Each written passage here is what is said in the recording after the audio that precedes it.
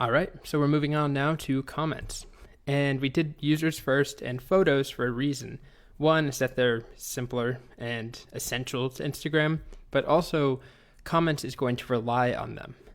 Because if you think about how comments work, if we go way back here, these comments over here, this handy green box to draw your attention, are written by somebody, right? So it's not just a comment like awesome or banger, but there's also somebody who wrote the comment.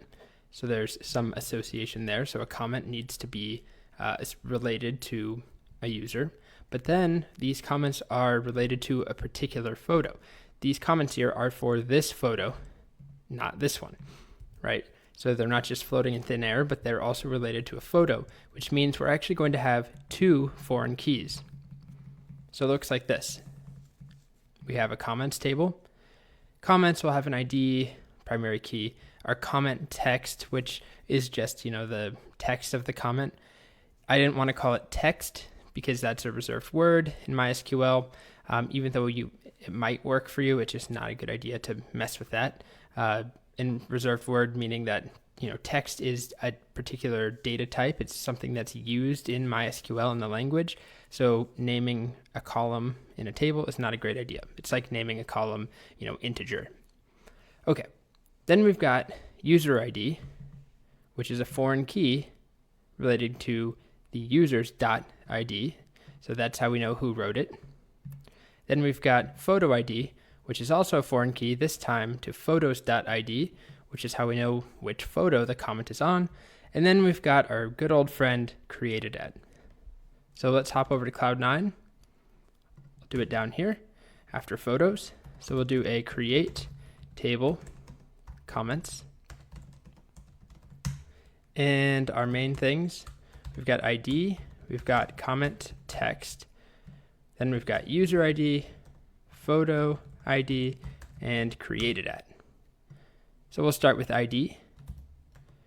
We'll do integer, auto increment, primary key, pretty standard. Comment text will just be varchar 255, as well as we want to make sure it's not null. We don't want anyone leaving empty comments. If you try that on Instagram, it just won't post it. Then we've got user ID, which is just an integer, but we also want that to be not null. We don't want to have a comment that's an orphan that's not related to a user. Same thing for photo ID. It's going to be an integer, and we also don't want it to be not null, or we don't want it to be null. We want to make sure it's not null, because then we'd have another type of an orphan, a comment without a parent photo. So we have these two relationships here. User and photo are related to comments. Okay? And we don't want either one to be null. And then created at, good old timestamp default now. But we're missing our foreign key constraints. So foreign key, and we'll start with user underscore ID, references, users, ID, comma. Then we've got another foreign key. This time we're working with photo ID, which references, photos ID. There we go. Okay, so just to make sure I don't have any typos here, add my semicolon, and I'm just gonna resource that. If I can find it, here we go. Looks good so far. If I do show tables, I've got comments, and I can do describe comments, and we're good. All right, so just like the last few videos, stop here if you feel good with this. If you want to see me insert some data and see how we relate things when we actually insert the data, I'm going to do that. But of course, move on if you feel comfortable. So if you're still here, what I'll do is insert a couple comments between or related to these three users and these three photos. And this is where it gets kind of difficult to keep everything straight, keep all the IDs and everything straight in your head. So we'll do an insert into comments, and we'll have comment text. Then we'll start with the user ID, who's posting it, and then the photo ID. Values.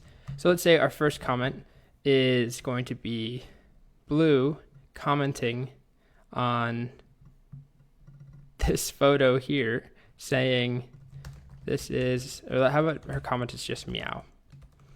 Okay, so that's the comment text. And the user ID is who's saying it. Blue the cat has an ID of 1. And I just, you can tell because we inserted her first, but of course, if we went back to our select way back here, you can see, well, no, you can't see there. You can see here, her ID is 1. Okay. And then the photo ID, we'll just say she's commenting on this one here with photo ID of 2. And I'll duplicate that. So let's say somebody else commented. Let's say someone says, amazing shot on the same photo here.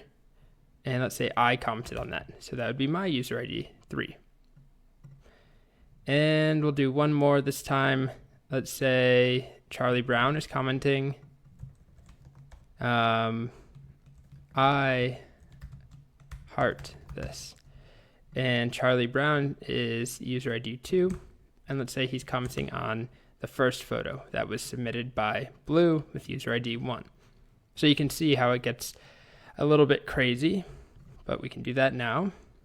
And make sure I have my semicolon instead of a comma there.